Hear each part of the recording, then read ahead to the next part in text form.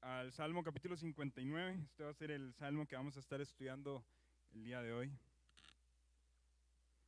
Salmo capítulo 59. Hace parte de un grupo de salmos que ha sido el grupo de salmos que hemos estado estudiando. Son salmos que en su título tienen un nombre llamado Mictam. Hemos aclarado ya prácticamente en todas las predicaciones de esta serie que el nombre Mictam es un misterio, ¿verdad? Realmente no sabemos a ciencia cierta qué significa la palabra Mictam, porque tiene muchas posibilidades de traducción. Mictam podría traducirse a algo que es escrito sobre piedra, podría traducirse a oro, o también podría traducirse como himno o poema, ¿verdad? En medio de todo este misterio de qué significa la palabra Mictam y al mismo tiempo reconociendo que no es tan importante para interpretar los capítulos, podríamos decir de cierta forma que quizá se hizo necesario el uso de este término para mostrar que estos salmos son salmos muy estimados, es decir, salmos que merecen ser grabados en piedra, himnos, poemas que son valiosos como el oro, ¿verdad? Y esto de alguna u otra forma contiene todos los significados posibles del término Mictam. Los Mictam también tienen la particularidad de que todos son escritos por el rey David y en la mayoría de los casos podemos acudir de una manera bastante fiel a un contexto histórico que nos remite a las emociones de lo que el salmista está sintiendo en el momento en el que está escribiendo este salmo. Recordando claramente que los salmos son cantos, son adoración a Dios, los salmos son poemas y por tanto estos salmos tuvieron que haber sido procesados en la mente del salmista. En algunas ocasiones nosotros tenemos la desventaja de que nuestras emociones explotan en el momento en el que no deberían salir, ¿verdad? Pero cuando usted lo analiza a la luz de cantos o salmos, esas son emociones procesadas mentalmente, ¿verdad? No es una explosión de palabras que no se tuvo que haber dicho lo que se dijo, sino que es algo que se siente emocionalmente, pero que se procesa, se adorna y eso da a luz un poema, un canto, un salmo. En este caso tenemos al rey David, o a David, en este caso todavía no era rey, procesando la emoción de lo que sintió en un contexto determinado. El salmo de hoy nos remite a un evento en particular de su historia. Dice ahí en el prefacio del salmo, al músico principal, sobre no destruyas. Ya también hemos aclarado que ese no destruyas quizás sea un tono, ¿verdad? Incluso podría ser algo musical plenamente. Dice Mictam de David y aquí ya nos da el contexto histórico. Cuando envió Saúl y vigilaron la casa para matarlo, ¿verdad? Ese es el contexto exacto en el cual el rey David, o del cual el rey David se valió para escribir estas palabras. El rey David, el rey Saúl envió vigilantes a la casa para matarlo. Quizá ustedes recuerdan un poco esta historia, ¿verdad? Previo a esta historia, Jonatán le da aviso a David que Saúl está intentando matarlo. David logra de alguna forma esquivar estos intentos de homicidio del rey Saúl. Y por otro lado también tenemos a Mical que en algún momento dice, no, David, váyase porque lo van a matar, huya, usted tiene que huir. Y se va por una canasta, ella agarra una estatua, la pone en la cama, pone pelos de cabra, ¿verdad? Como simulando que ahí estaba David dormido y todo para que David pueda huir. Y eventualmente Saúl envía guardas para intentar asesinar a David. En ese contexto, específicamente en 1 Samuel capítulo 19, se hace énfasis que David es inocente, ¿verdad? Yo sé que les dije que buscaran Salmo 59, déjenlo marcado y quisiera leer 1 Samuel 19 exactamente en los textos para que observen este detalle que es importante en la interpretación del Salmo. 1 Samuel 19.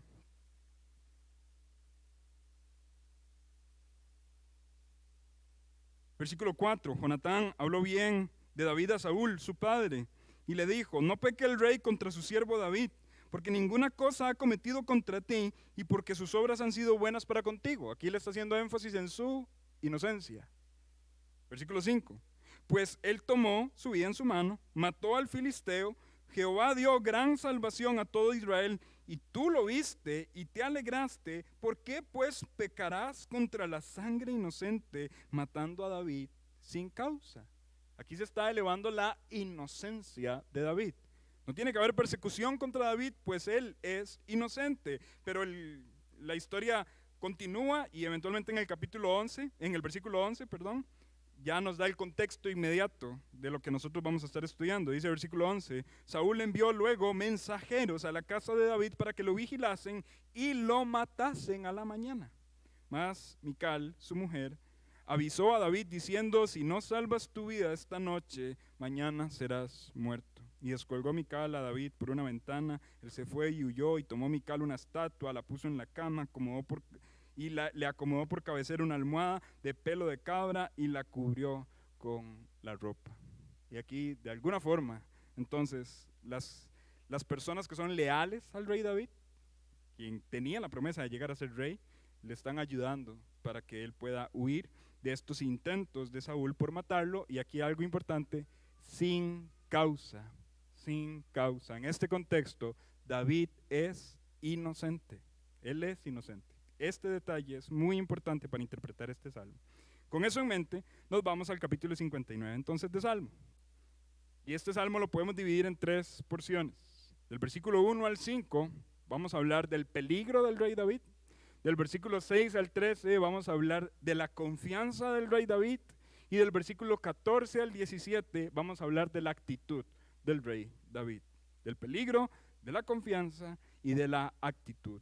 ¿Cómo logramos esta forma de estructurar el texto? Bueno, en este caso tenemos 2 elementos. Primeramente, vean que en el texto aparecen 2 Selah, ¿verdad? Esto es una nota musical, quizá un silencio para meditación acerca de lo que se está diciendo. El primer Selah aparece después de ¿cuál versículo, hermanos? Versículo 5.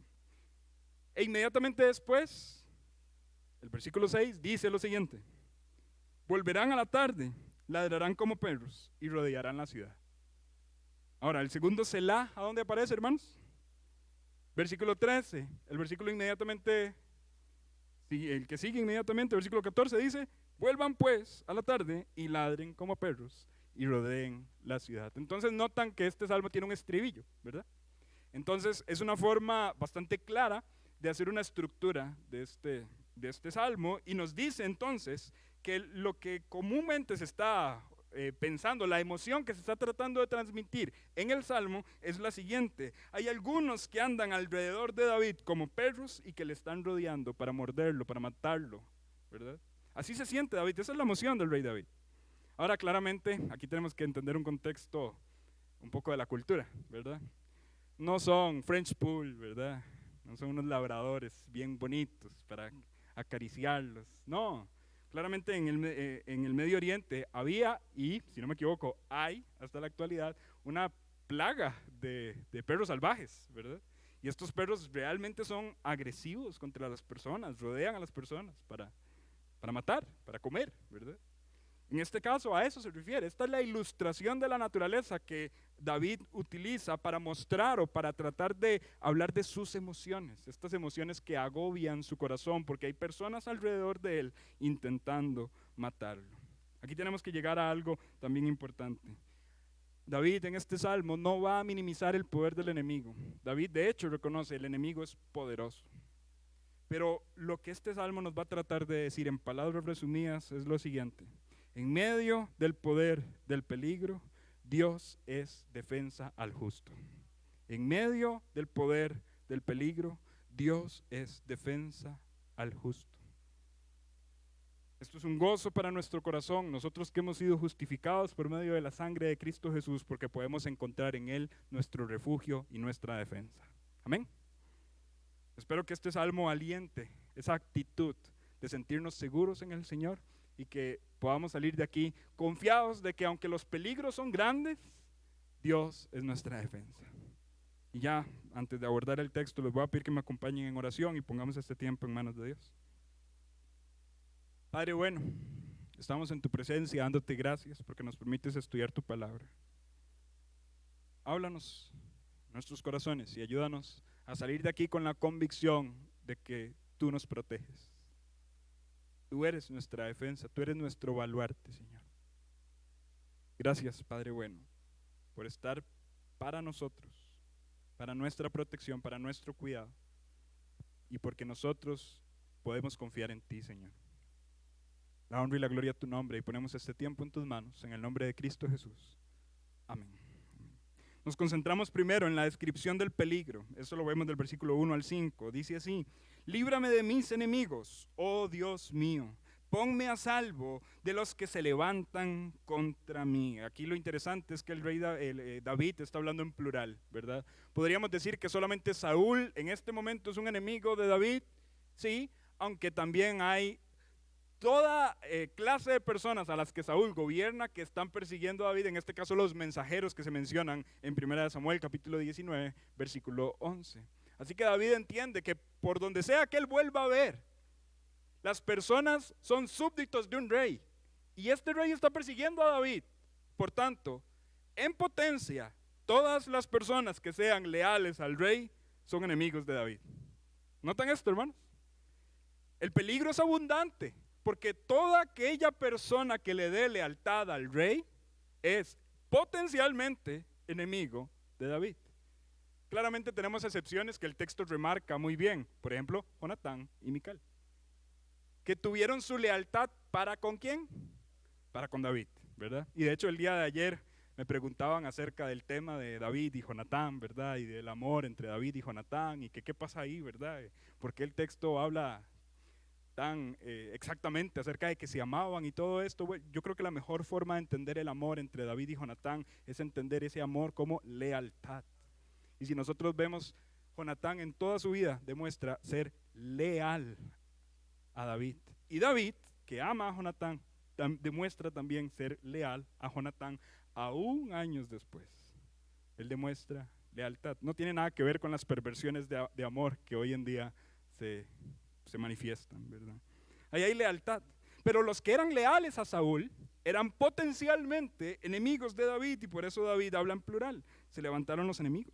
Se levantan contra mí. Versículo 2 dice: líbrame de los que cometen iniquidad y sálvame de hombres sanguinarios, porque he aquí están acechando mi vida, como esos perros que menciona el estribillo. Ellos están acechando mi vida. Dice: se han juntado contra mí poderosos.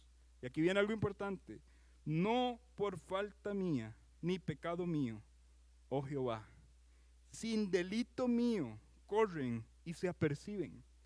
David vuelve a ver su vida y dice: este peligro en el cual yo me estoy sometiendo no es por causa de mi pecado. Y David no es una persona que le tiemble la mano para escribir acerca de su pecado. Tenemos el Salmo 51. ¿Sí? David es bastante claro cuando él tiene que decir que peca. Pero en este momento en particular él dice: no hay un pecado por el cual me estén persiguiendo, los peligros me estén acechando. En este momento en particular, David está como un justo. Versículo 4, la segunda parte dice: despierta para venir a mi encuentro y mira. Y tú, Jehová, Dios de los ejércitos, Dios de Israel, despierta para castigar a todas las naciones. No tengas misericordia de todos los que se rebelan con iniquidad. Emanuel estuvo predicando el domingo pasado acerca de este salmo, y estas frases en los salmos se llaman salmos imprecatorios o frases imprecatorias. A veces son difíciles de digerir, ¿verdad? Este deseo de que le vaya mal a los malos. Pero tenemos que entender que aquí el deseo de que la justicia de Dios sea saciada es porque ellos son enemigos de Dios, no porque son enemigos de David. ¿Sí?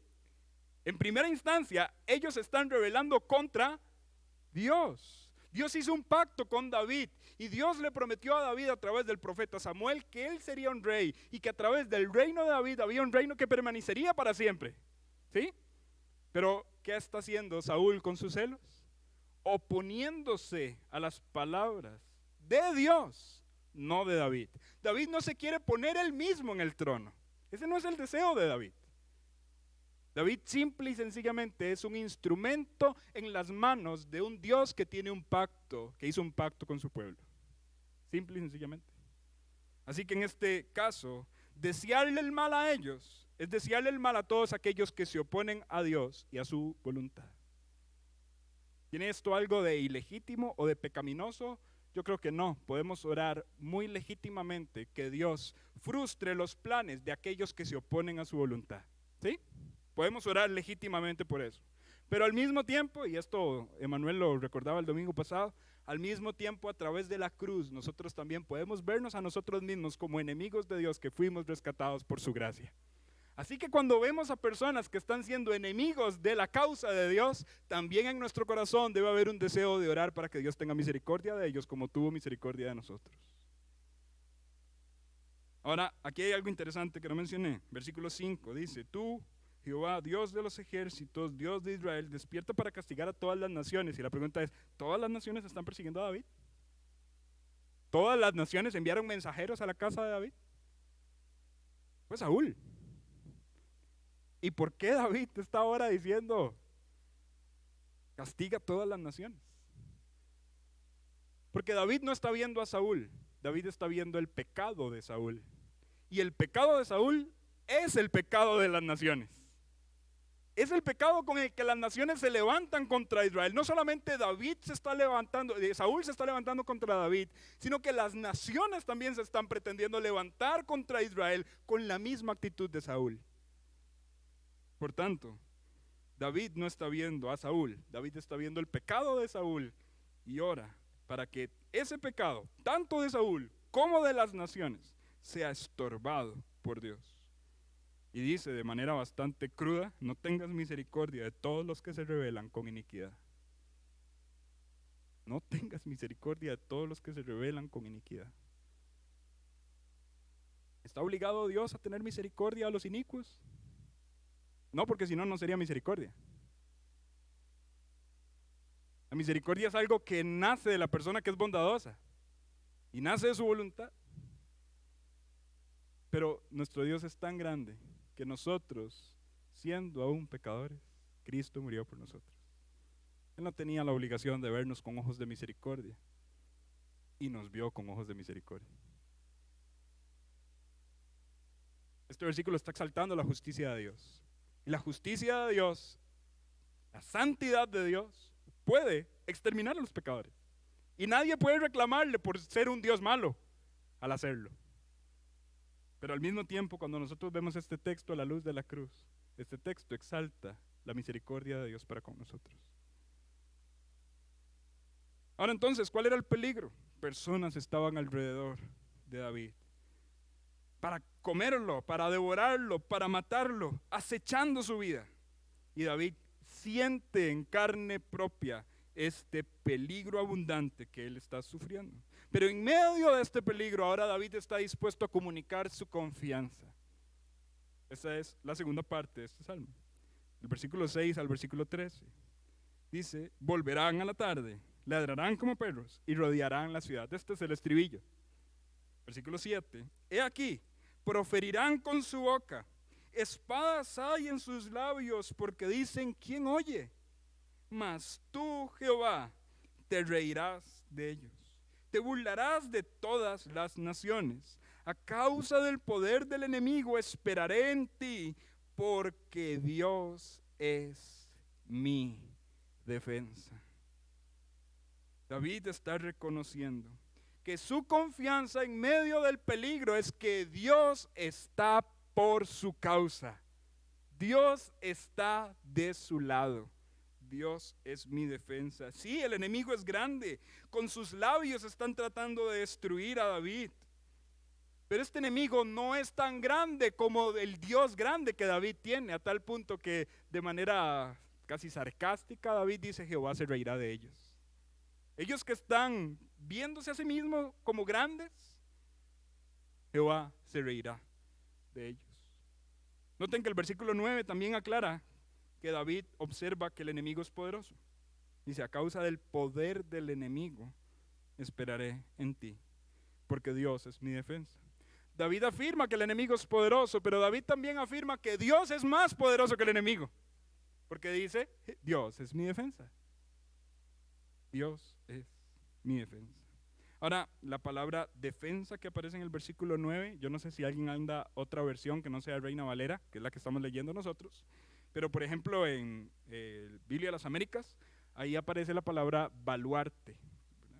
Esta palabra también podría traducirse como torre alta.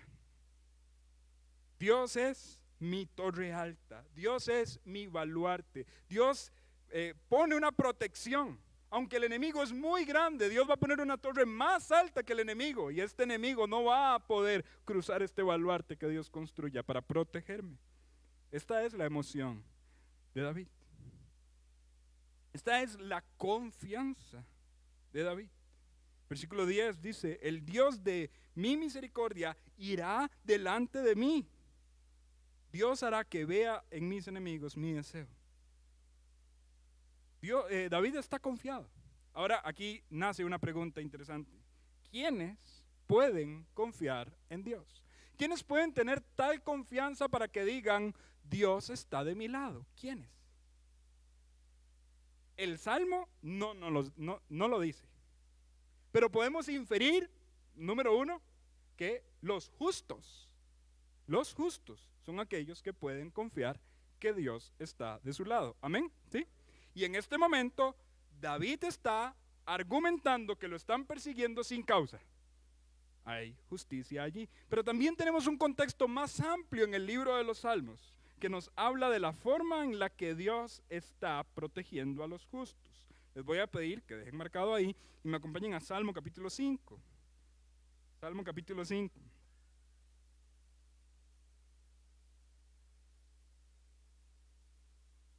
Salmo capítulo 5, versículo 11. Dice así: pero alégrense todos los que en ti confían, den voces de júbilo para siempre. ¿Notan la confianza ahí? Los que confían en el Señor, alégrense, den voces de júbilo. Pero ¿quiénes son ellos que pueden confiar y pueden cantar con voces de júbilo? ¿Quiénes son ellos? Dice, en ti, den voces de júbilo para siempre porque tú los defiendes. Exactamente la misma palabra que aparece, defensa, en el Salmo 59. Y dice, en ti se regocijen. ¿Quiénes? Los que aman tu nombre. Versículo 12, porque tú, oh Jehová, bendecirás al justo, como con un escudo lo rodearás de tu favor. ¿Notan, hermanos? ¿Quiénes son los que pueden estar confiados en que Dios es defensa para ellos? Los que aman su nombre, los justos. No todos pueden estar confiados que Dios está de su lado, no todos. Solo aquellos que aman su nombre, solo aquellos que son considerados justos. Amén. ¿Sí? Yo creo que hasta aquí ha sido claro. Ahora, ¿David siempre se ha visto a sí mismo como alguien justo? No. Acompáñame a Salmo capítulo 22.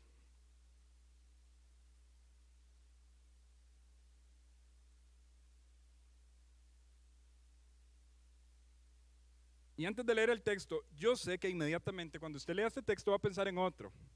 Déjeme eso para más tarde. ¿Sí?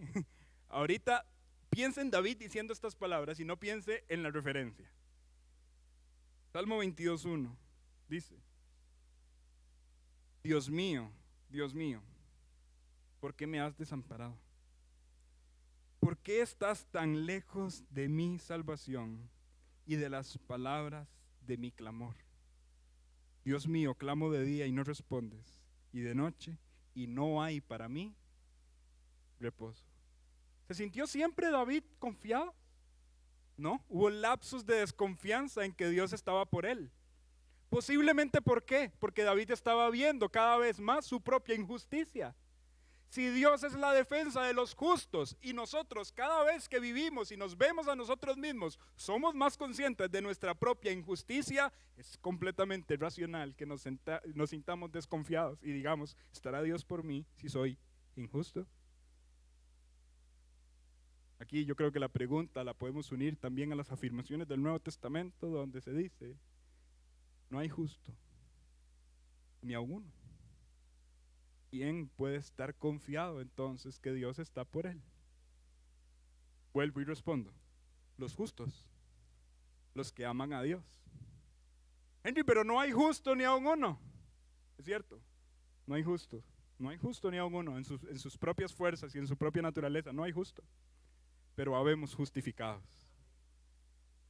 Por la gracia del Señor se nos dio una justicia que no era nuestra. Se nos imputó una justicia ajena, la justicia de Cristo.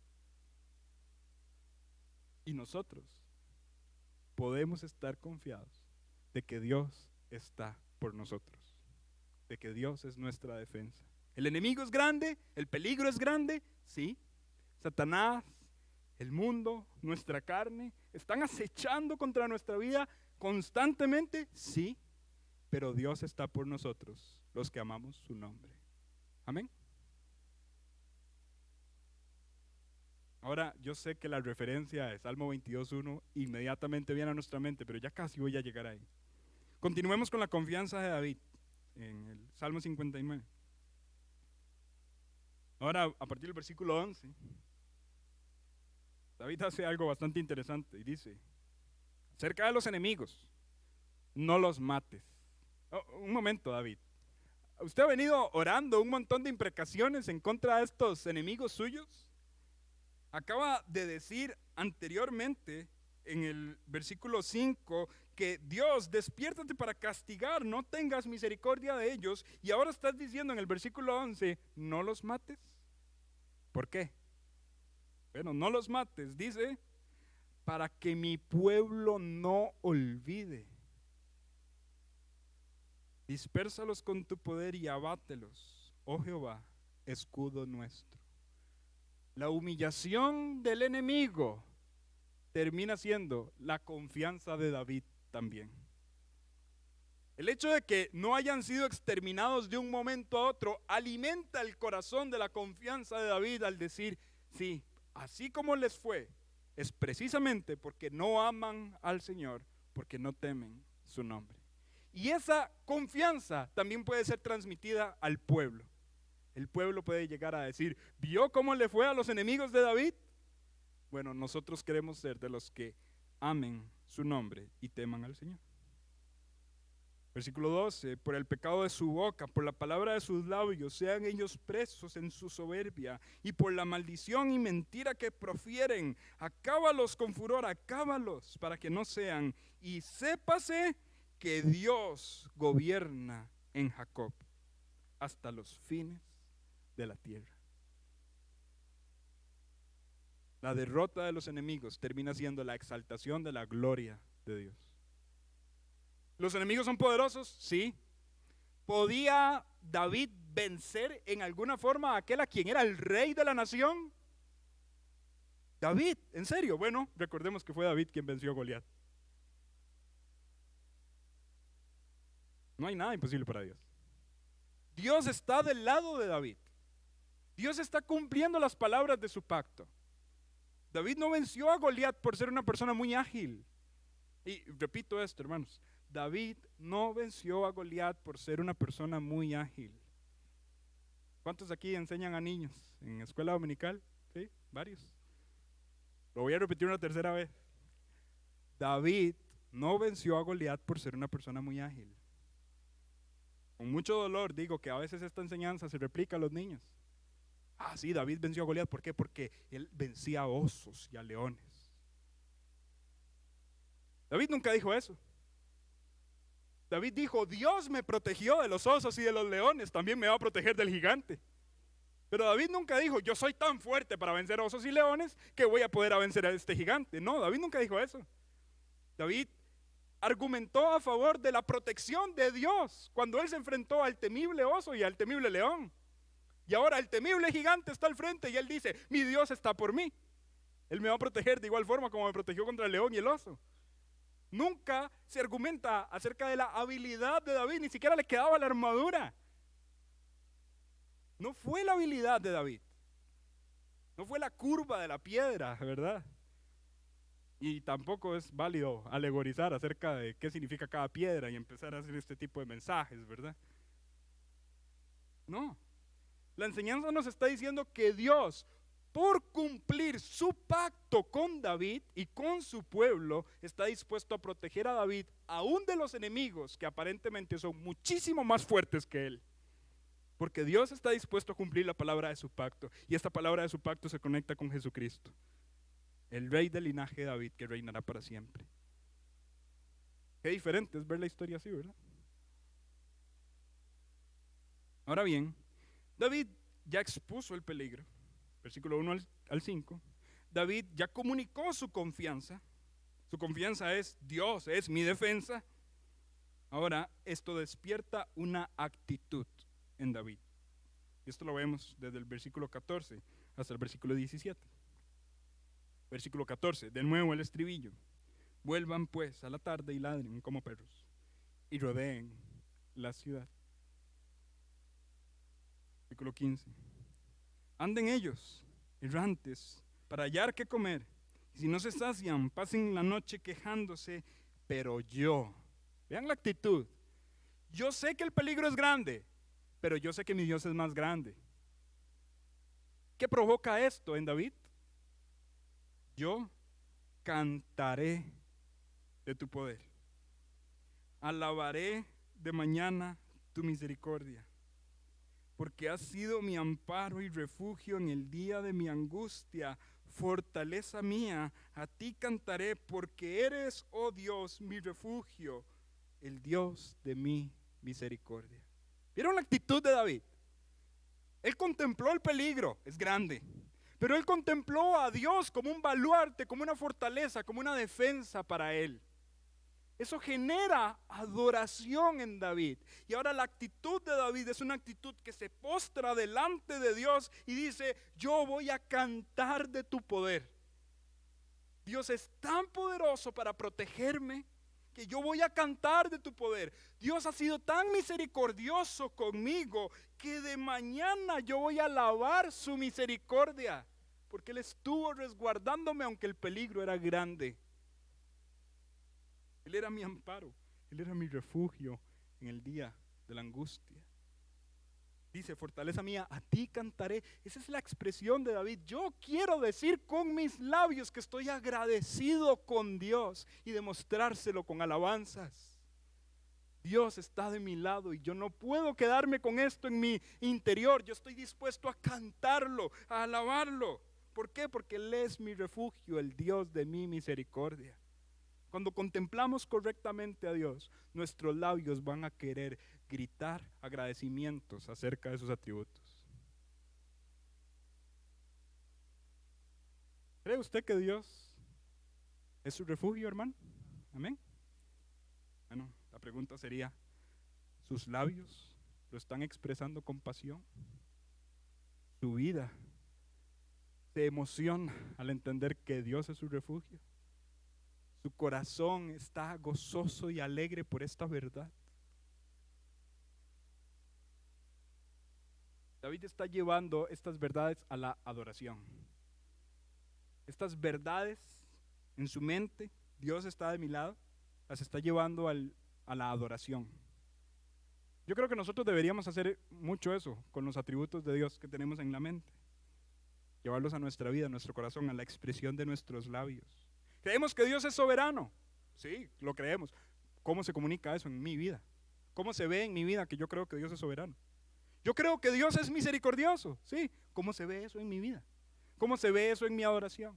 ¿Cómo se ve eso en la forma en la que yo me postro delante de Él? Yo creo que Dios es santo, santo, santo. ¿Cómo se ve eso en mi vida?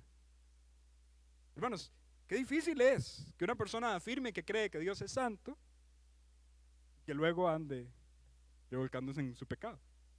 Pues, ¿qué está diciendo en la práctica? Yo no creo que Dios es omnipresente, o yo no creo que Dios es santo, o yo no creo en sin fin de atributos. Qué difícil es que una persona se ahogue en su culpa. Pecó, cayó y ahora está ahogado en la culpa sin entender que hay un Dios que está por él. Qué difícil es que esa persona diga: yo creo que Dios es misericordioso, y al mismo tiempo se ahogue en la culpa de su pecado. Si cree que Dios es misericordioso, acuda a Dios para el perdón y la restauración de su vida. Vamos a ver, la vida tiene que decir, nuestra vida, nuestra adoración, nuestros labios, todo de nosotros tiene que decir aquello que en nuestra mente creemos.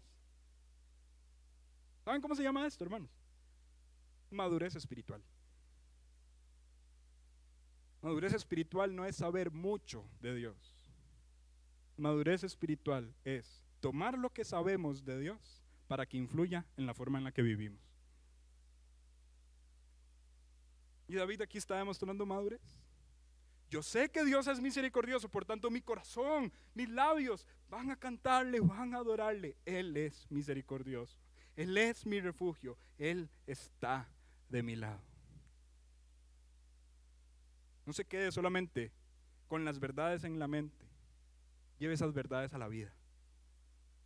Y que el mundo sepa, que los que lo escuchen cantar, que los que lo escuchen alabar, que los que lo vean en una vida rendida a Dios, entiendan que usted cree en un Dios misericordioso, santo, bueno, justo, compasivo, omnipresente, omnipotente, etcétera, etcétera. Los atributos de Dios tienen que ser visibles en nuestra forma de vivir. Y como lo hemos dicho en otros estudios, cerramos la Biblia aquí y decimos, hermanos, esta fue la predicación de hoy, vayamos y confiemos más en Dios. ¿Qué falta? ¿De qué habla toda la Escritura? De Cristo Jesús. Este salmo nos habla de Cristo. Este salmo nos recuerda algo de su sacrificio por nosotros y es imposible que nos vayamos hoy sin contemplarlo. No queremos ser moralistas, que nos vayamos simple y sencillamente para decir algo más que hacer, ¿sí? Algo más que hacer espiritualmente hablando. Hoy ya tengo que sumar algo más a lo que tengo que hacer y ahora tengo que confiar en Dios. Es mucho más que eso. ¿Cómo se conecta este salmo con la cruz de Cristo Jesús? ¿Cómo se conecta este salmo con la historia de Cristo Jesús? Bueno, me devuelvo un momento al versículo 9. Dice, a causa del poder del enemigo esperaré en ti, porque Dios es mi defensa. Y vuelvo a hacer la pregunta, ¿para quiénes? ¿Para qué tipo de personas es Dios defensa? Para los justos, para los que aman su nombre. No hay justo y no hay uno que ame su nombre, pero nació uno justo, demostró con su vida perfecta su completa obediencia al Padre. ¿Quién fue él? Cristo Jesús. Nació él, quien merecía al Padre defendiéndolo de absolutamente todo peligro, porque él es verdaderamente justo. Él merecía que el Padre lo defendiera de todo peligro. Pero ¿cuál era el plan del Padre? ¿Cuál era el plan del Padre? Acompáñenme al Evangelio de Marcos, hermanos.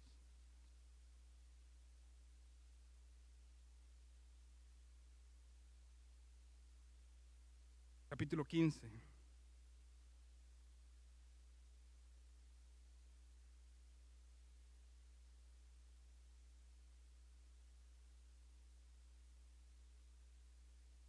¿Recuerdan que del Salmo que les dije que no se apresuraran?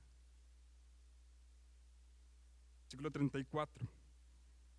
A la hora novena Jesús clamó a gran voz diciendo, Eloi, Eloi, lama sabactani, que traducido es, Dios mío, ¿por qué me has desamparado? No ha habido un justo como él. No ha habido alguien que ame más el nombre del Padre como Cristo Jesús. Y él en la cruz dijo, me ha desamparado. ¿Tiene esto sentido, hermanos? Que quien merece la mayor defensa de parte del Padre experimente en carne propia todo lo contrario, es decir, la lejanía del Padre para con él. ¿Tiene esto sentido? Si él es justo, ¿por qué el Dios, el hombre justo, Cristo Jesús, el justo, está experimentando en su carne propia que el Padre no lo está defendiendo? Porque Él es justo, Él es aquel a quien el Padre debería defender, a nadie más sino a Él. ¿Qué está pasando ahí? Bueno, el justo está experimentando en su propia carne lo que merecemos los injustos, para que los injustos seamos justificados. ¿Notan lo maravilloso de esto? Y ha habido alguien que ha pisado esta tierra que merece que Dios sea su defensa. Es Jesucristo. Jesucristo merecía que el Padre enviara a su ejército de ángeles para que lo defendieran de esos malvados romanos que lo estaban crucificando. Pero el Padre se abstuvo por misericordia de nosotros los injustos. Solo ha habido uno que merece completamente que el Padre sea su defensa, que el Padre sea su baluarte, que sea su columna. Solo ha habido uno, y Él experimentó la lejanía del Padre por amor a nosotros, los injustos.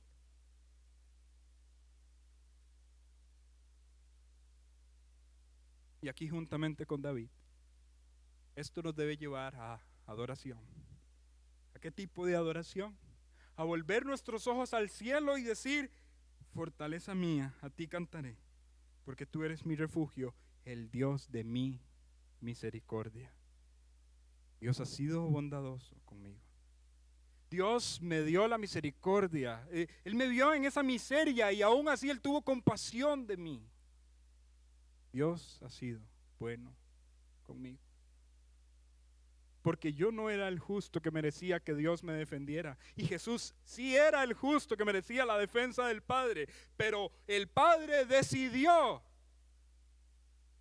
en palabras grotescas, darle la espalda al Hijo, el justo, para hacer defensa de nosotros, los injustos.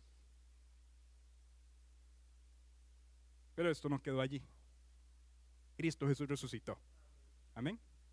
Así que el Padre también estaba obrando poderosamente en su plan. El Hijo de Dios se levantó contra los enemigos y se levantará contra los enemigos, contra aquellos que ignoran el mensaje del Evangelio y deciden persistir en su injusticia. ¿Y dónde estamos nosotros?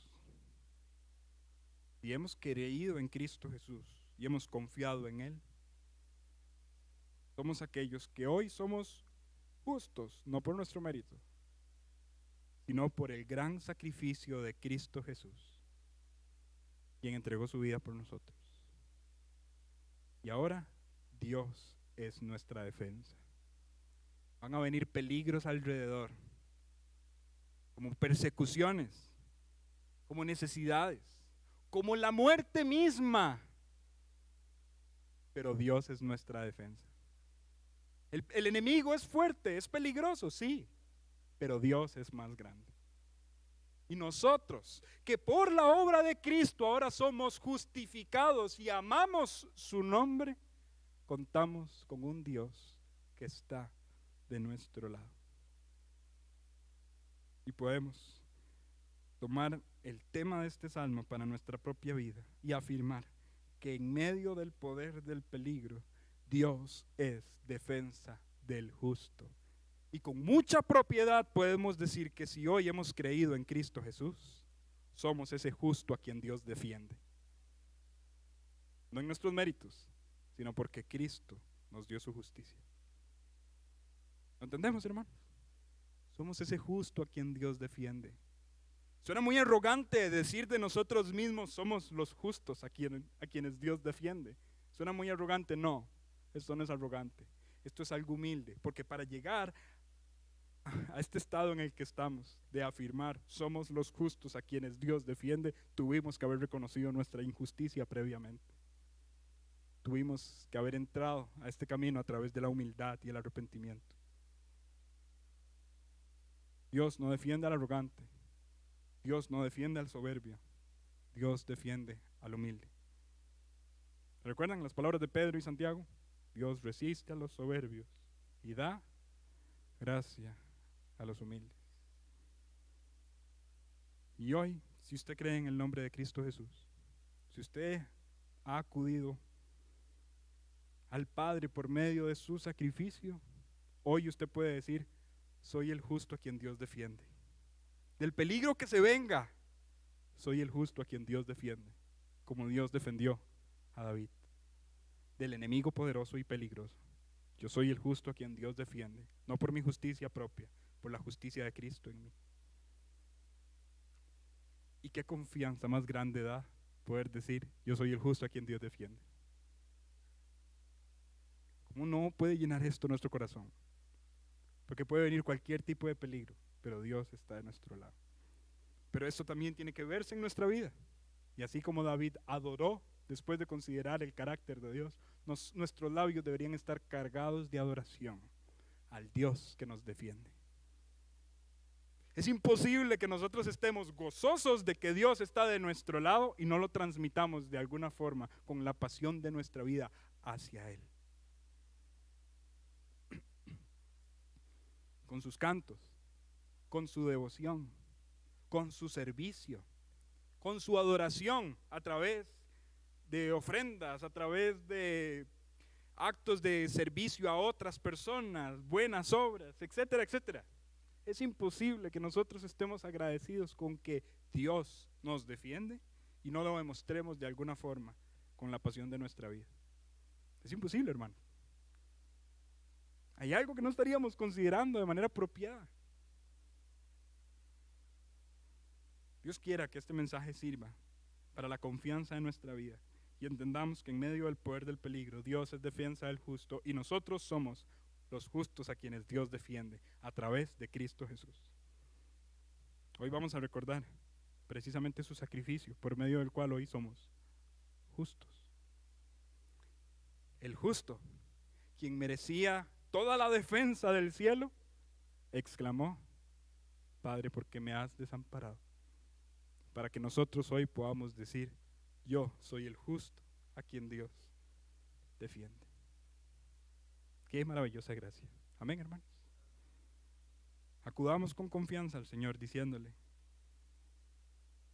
que en medio de los peligros que nos rodean, le creemos. Le creemos que Él está de nuestro lado. Y si usted no está en Cristo, entienda que Dios defiende solamente a los justos, pero los injustos recibirán un justo pago por sus pecados. Y esto debería generar pavor y temor también. No salga de aquí sin Cristo. Aproveche la oportunidad que se le está dando de escuchar la palabra y salir de aquí justificado, porque horrenda cosa es caer en las manos de un Dios vivo. Pero qué precioso es disfrutar su cariño como pastor y padre. Amén, hermanos. Vamos a orar.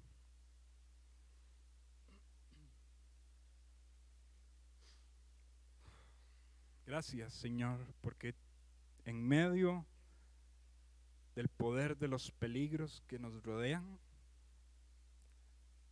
tú eres la defensa de nosotros los justos.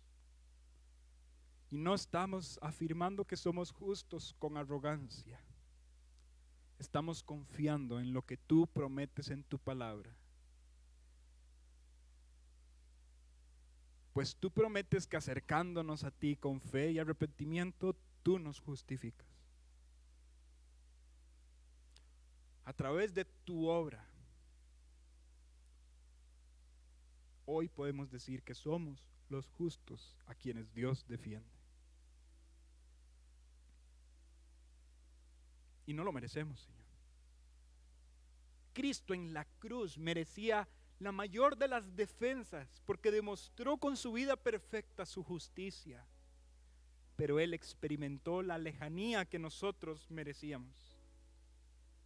Éramos nosotros los que debíamos afirmar que el Padre nos desamparó. Pero fue tu Hijo, con gracia, misericordia y perdón, que estuvo dispuesto a soportar esa lejanía con tal de que nosotros hoy seamos defendidos por el Padre. Gracias, Señor. Gracias porque no merecemos tanta bondad. Y aún así tú viéndonos en nuestra iniquidad, tú viéndonos en nuestros delitos y pecados, decidiste salir en nuestra defensa. Gracias, Padre. Y Señor, si hay alguien aquí que no puede decir que es un justo, que goza de la defensa de Dios Padre, si hay alguien aquí que no ha sido justificado a través de la cruz de Cristo Jesús y su sacrificio, Señor, que tu Espíritu Santo abra ese corazón y que le ayudes a salir de esa vida de incredulidad, para que pueda juntamente con nosotros alabar tu nombre por ser tu fortaleza nuestra.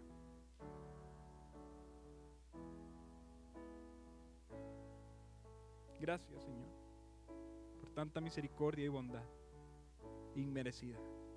Gracias por esa sangre derramada, por ese cuerpo molido, porque éramos nosotros los que merecíamos el poder de tu ira, pero Cristo se interpuso y recibió en sí mismo lo que nosotros merecíamos, para que hoy seamos defendidos por tu poder. Gracias, Señor.